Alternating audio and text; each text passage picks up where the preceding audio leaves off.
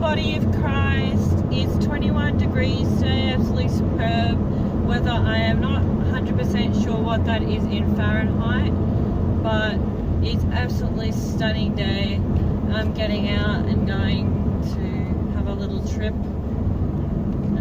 just to a town nearby, and yeah, so I've put together a video on 1 Corinthians chapter 11 verse 4 to 10.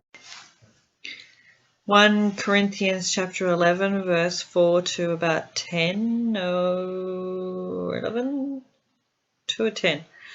It says, every man praying or prophesying having aught on his head is disgracing his head.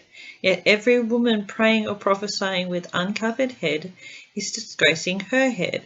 For it is one and the same as being shaven.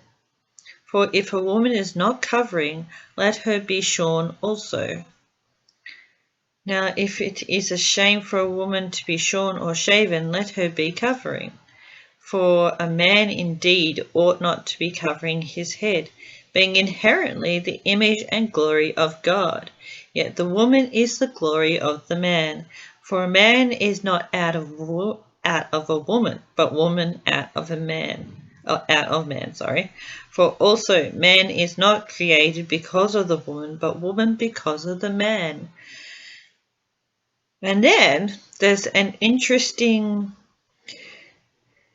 verse after that, very interesting, very important verse that says, therefore the woman ought to have authority over her head because of the messengers.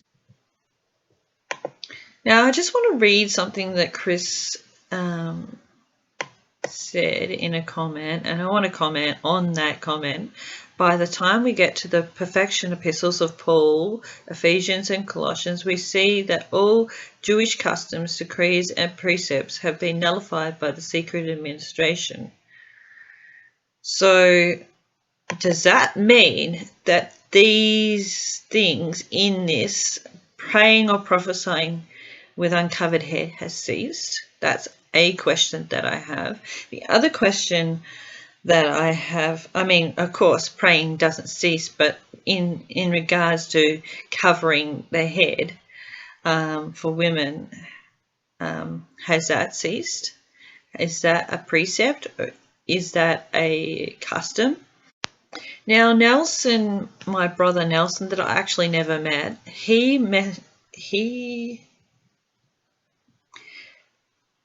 Nelson talked about how the messengers, the angels, or whatever you like to call them, are higher up, higher than us at this stage. And I was wondering if there are any verses that you know of anywhere that state this, and if you have any one of you have verses that can tell me, I'll just put that there, more about messengers and about that verse and in relation to what I've said.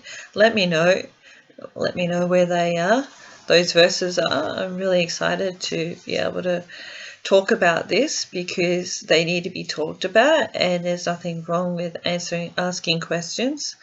And this is something I'm going to continue to do for a little bit until God has for me to stop doing it. I've had these questions for months, the ones that I had the other time in the other video and this video. I've had them on my mind for probably more than months now, and I really needed to get them out. I'm so glad I have, and yeah. Go for a walk in the 21-degree day. It looks like absolutely beautiful out there, so I might as well go and do that, and I'll leave it here.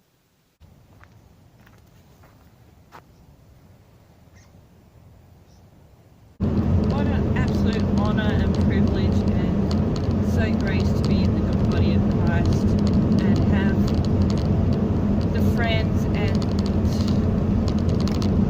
that I do in the body that have become friends.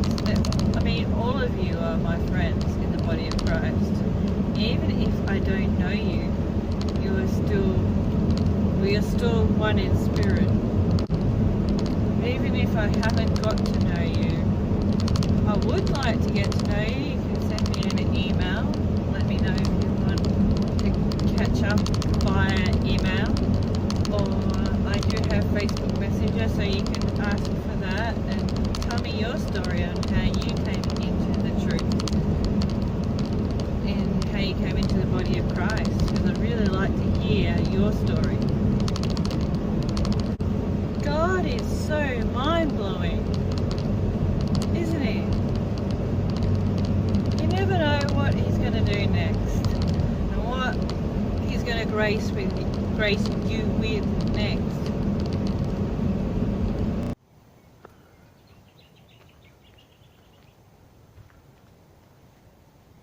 Catch you later, guys, from near the shores of the South Pacific Ocean. Do you know how hard that is to say? Catch you later, guys, from near the shores of the South Pacific Ocean in Australia. I got it right. Bye.